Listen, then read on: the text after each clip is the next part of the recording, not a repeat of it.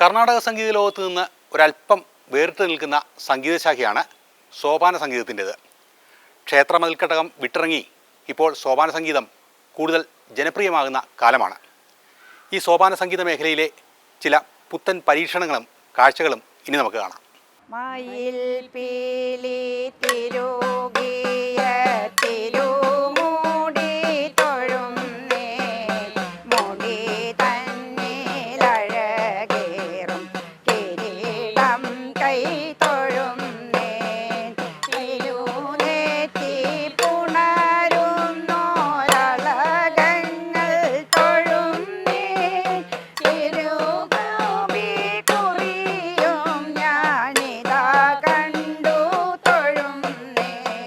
പേര് സൂചിപ്പിക്കുന്നത് പോലെ ക്ഷേത്ര സോപാനത്തോട് ചേർന്ന് പാടുന്നതാണ് സോപാന സംഗീതം.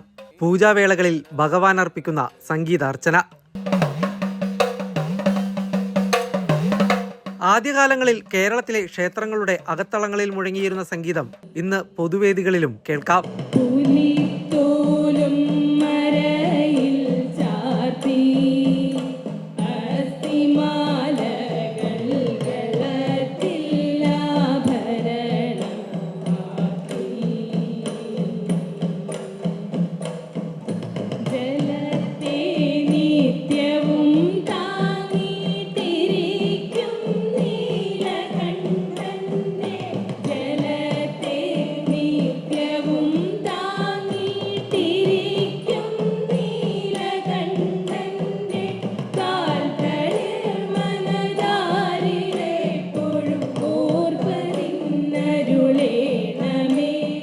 കൊട്ടിപ്പാടി സേവ എന്ന പേരിലും സോപാന സംഗീതം അറിയപ്പെട്ടിരുന്നു.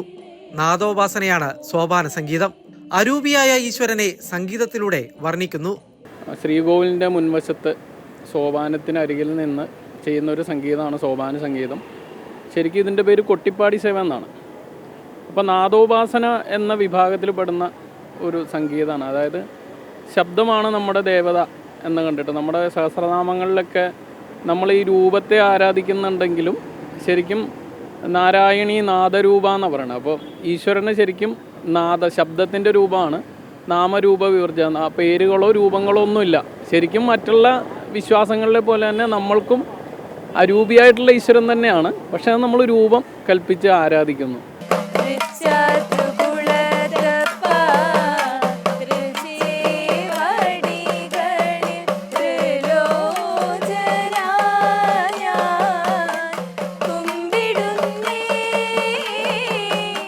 സോപാന എന്ന പദത്തിൻ്റെ അർത്ഥം ശ്രീലകത്ത് ഭഗവാനിലേക്ക് നയിക്കുന്ന പടികളെയാണ് സോപാന എന്ന് പറയുന്നത്.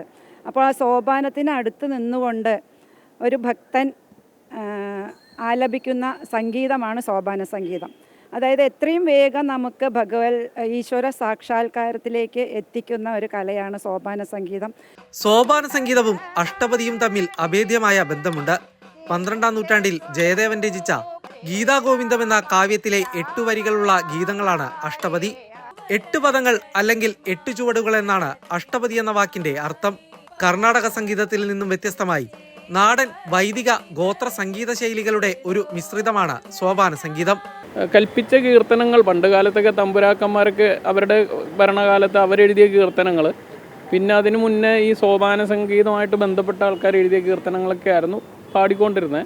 ഇപ്പോൾ പുതിയ ആൾക്കാർ എഴുതിയ, ഇപ്പോൾ ഞാനും ഒരു 10-40 കീർത്തനങ്ങളുണ്ട്. അങ്ങനെ ഒത്തിരി പേര് കീർത്തനങ്ങൾ എഴുതുന്നുണ്ട്. പിന്നെ ഇതിനകത്ത് അഷ്ടപതി, അതായത് നമ്മളുടെ അല്ല, അത് പശ്ചിമ ബംഗാളിൻ്റെ ഒരു സംഗീതമാണ്. അത് 12ാം നൂറ്റാണ്ടിൽ ജയദേവർ കൃഷ്ണഭക്തി, അദ്ദേഹത്തിൻ്റെ കൃഷ്ണഭക്തിയാൽ ഉണ്ടാക്കി 24 സംസ്കൃത പദ്യങ്ങൾ പോലെ, കവിതകൾ പോലെ അത് നമ്മൾ സോപാന സംഗീതത്തിലേക്ക് ചേർത്ത് പാടുന്നുണ്ട്.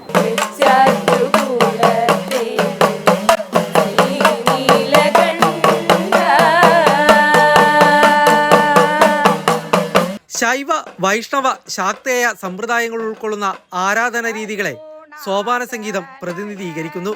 മഹാദേവൻ, വിഷ്ണു, ദേവി എന്നീ മൂർത്തികളുടെ കീർത്തനങ്ങളാണ് ഏറ്റവും കൂടുതലായി പാടി വരുന്നതെങ്കിലും മറ്റ് ദേവതകളുടെ കീർത്തനവും സോപാന സംഗീതമായി ആലപിക്കുന്നുണ്ട്. മറ്റു ഉപദേവതകളുടെ ഇപ്പോൾ ഗണപതി അങ്ങനെയുള്ള കീർത്തനങ്ങളും ഇപ്പോൾ പുതിയ കാലത്ത് എല്ലാ ദേവീദേവന്മാരുടെ കീർത്തനങ്ങളും പുതിയ ആൾക്കാർ എഴുതി ചിട്ടപ്പെടുത്തി പാടുന്നുണ്ട്. വായ്പാട്ടിനൊപ്പം ഇടക്കയുടെ നാദം കൂടി ചേരുമ്പോഴാണ് സോപാന സംഗീതത്തിന് സൗന്ദര്യം വർദ്ധിക്കുന്നത്. സോപാന സംഗീതം അഭ്യസിക്കുന്ന ഒരാൾ ഇടക്കയും ഒപ്പം പഠിക്കുന്നു. കലാകാരന്റെ ഏകാഗ്രത പ്രകടമാകുന്നതാണ് ഇടക്ക കൊട്ടിയുള്ള സംഗീതാലാപനം.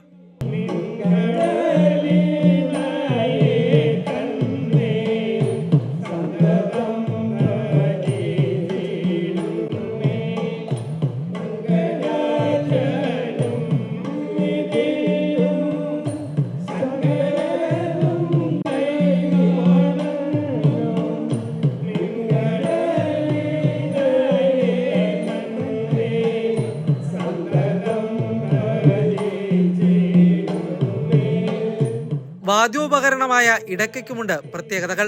സോപാന സംഗീതം ആലപിക്കുമ്പോൾ ഉപയോഗിക്കുന്ന ഒരു ക്ഷേത്രവാദ്യമാണ് ഇടയ്ക്ക.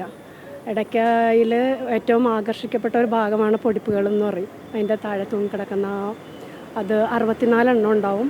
അത് 64 കലകളെയാണ് സൂചിപ്പിക്കുന്നത്. പിന്നെ ദേവീദേവന്മാരെ പാടി ഉണർത്താനും ക്ഷേത്രങ്ങളിൽ പൂജ നടക്കുന്ന സമയത്തുമാണ് നമ്മൾ ഇടയ്ക്ക കൊട്ടി പാടുന്നത്. ക്ഷേത്രകലയായതിനാൽ തന്നെ തുടക്കകാലങ്ങളിൽ പുരുഷന്മാരായിരുന്നു ഈ രംഗത്ത് ഏറിയ പങ്കും. ഇന്ന് നിരവധി സ്ത്രീകളും സോപാന സംഗീത മേഖലയിൽ തങ്ങളുടെ വ്യക്തിമുദ്ര പതിപ്പിച്ചു കഴിഞ്ഞു. സ്ത്രീകൾ അങ്ങനെ ഒരുപാട് ആളുകൾ നേരത്തെ ഉണ്ടായിരുന്നില്ല. ഇപ്പോൾ നമ്മളിപ്പോൾ ഒരാൾ മുമ്പിട്ടിറങ്ങിയാൽ മാത്രമേ പുറകെ ഒരുപാട് ആളുകൾ വരാറുള്ളൂ. അങ്ങനെയാണ് ഇപ്പോൾ സ്ത്രീകൾ ഒരുപാട് പേരാണെങ്കിലും ആശാ സുരേഷ് മാഡം ആണെങ്കിലും അങ്ങനെ ഒരു വേദിയിലേക്ക് ഇറങ്ങി സോപാന സംഗീതം എന്ന് പറഞ്ഞാൽ ആളുകളുടെ ഉള്ളിൽ അത് കൊള്ളിച്ച് കഴിയുമ്പോഴാണ് ആൾക്കാർക്ക് പിന്നീട് നമ്മുടെ പേര് വേറെ എവിടെയെങ്കിലും കേൾക്കുമ്പോൾ അത് ഇഷ്ടപ്പെടുക.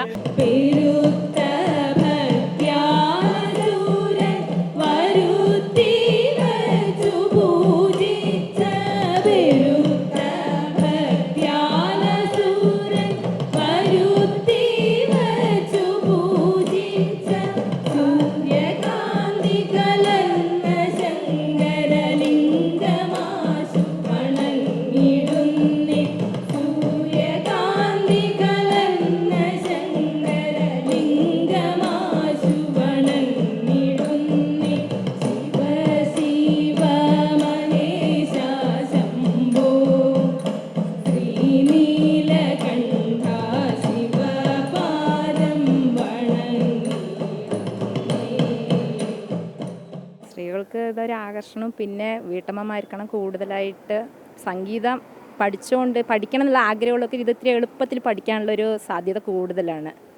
പിന്നെ ഭക്തി പറയുമ്പോൾ സ്ത്രീകൾക്ക് ഇത്തിരി കൂടുതലായിരിക്കും. അപ്പോൾ അതിൽ ഭഗവാനിലേക്ക് ലയിക്കാൻ നല്ലൊരു മാർഗമായിട്ടാണ് സോപാന സംഗീതം തോന്നിയത്.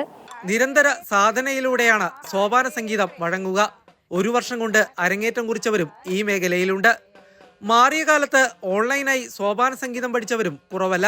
നമ്മൾ കൊട്ടാരം സംഗീതമാരാരുടെ ശിക്ഷണത്തിൽ 1 വർഷമായിട്ട് ഓൺലൈനായിട്ട് പഠിച്ചതാണ്.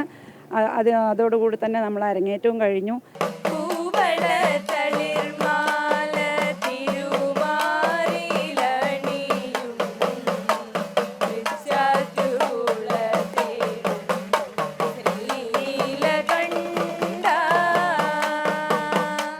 ഞാൻ കോയമ്പത്തൂരാണ് വർക്ക് ചെയ്യണത്.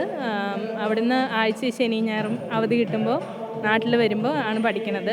ഞായറാഴ്ചകളിലെ ക്ലാസ്. അപ്പോൾ ഞായറാഴ്ചകളിൽ ക്ലാസ് കഴിഞ്ഞ് തിരിച്ച് കോളേജിലോട്ട് തിരിച്ച്.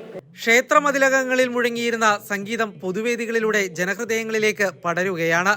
പ്രായ ലിംഗവ്യത്യാസമില്ലാതെ ഈ രംഗത്തേക്ക് ഒഴുകിയെത്തുന്ന കലാകാരന്മാരുടെ എണ്ണം ജനമനസ്സുകളിൽ സോപാന സംഗീതത്തിനുള്ള സ്വീകാര്യതയും വ്യക്തമാക്കുന്നു.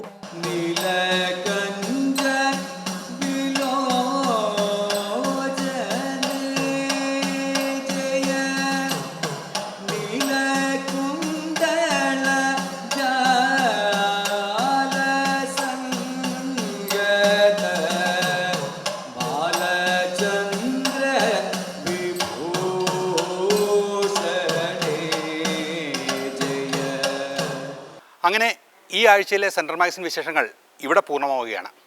അടുത്ത ആഴ്ച പതിവുപോലെ വ്യത്യസ്തമാർന്ന കാഴ്ചകളും പുതിയ അനുഭവങ്ങളും കൂടുതൽ വിശേഷങ്ങളുമായി നമുക്ക് വീണ്ടും കാണാം. നന്ദി, നമസ്കാരം.